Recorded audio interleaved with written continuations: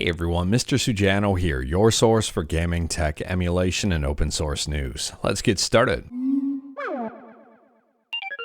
Alright, to kick things off, we're talking about the unofficial Spider-Man 3 PC port.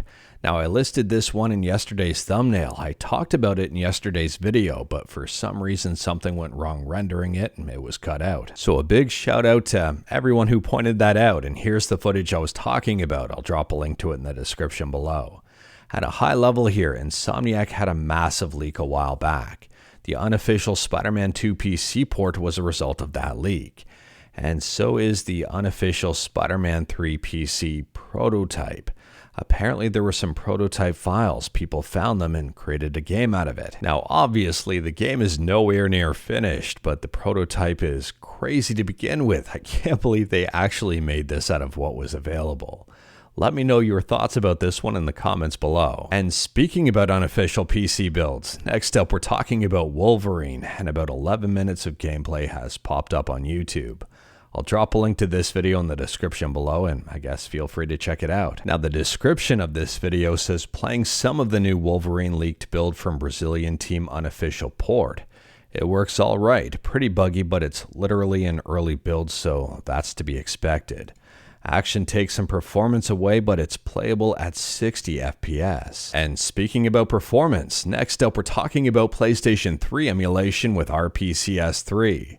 And RPCS3 just got a very big performance bump. So this is right from RPCS3. They say further SPU optimizations from developer Elad335 have allowed for great performance gains on low-end CPUs. Here are some of the before and after performance comparisons with a 4-core 4-thread CPU setup. Here are a few examples of the before and after, and these performance improvements are absolutely insane. Here is Demon's Souls before. The FPS is listed at 37.98, or in the top bar here, 43.40. And here is the after. 76.36 FPS, or 80.79 FPS in the top bar. That is over double the performance. Here's the before in Persona 5. The FPS is listed at 25.02, and the improvement here after it's listed at 32.59. Not double, but at the same time, it's still a big performance bump. So let me know your thoughts about this one in the comments below. The developers never cease to amaze. And speaking about amazing, next up we're talking about Xbox 360 emulation with Xenia Canary. And Xenia Canary got a few updates here, and one of them might impress you. So according to Grassloo00, Perfect Dark Zero is now fully playable start to finish on Xenia emulator at 60 FPS, including working cutscenes. Say goodbye to the floaty controls and lack of music from playing on Rare Replay and enjoy it as it should. If you never gave it a proper go, now is your chance. The latest version of Xenia Canary dropped about 19 hours ago, at least at the time of filming. I'll drop a link to it in the description below, and I guess feel free to check it out. Next up, we're talking about Shovel Knight, and in yesterday's video, we talked about the big announcement from Yacht Club Games, a brand new mainline Shovel Knight in development. But what I forgot to talk about was this announcement, Shovel Knight Shovel of Hope DX.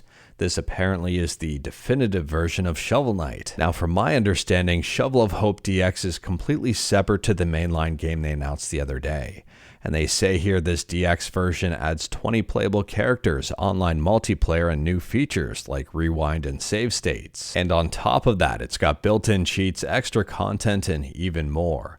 Unfortunately, I do not have a release date or a price for it just yet, but it is up on Steam, and I'll drop a link to it in the description below. And speaking about Steam, next up we're talking about Prince of Persia: The Lost Crown, and they've just announced that it's heading to Steam on August 8th. Unfortunately, I don't have the price for it just yet, but if I do check out the Steam page, there's some information here some people might not be a fan of.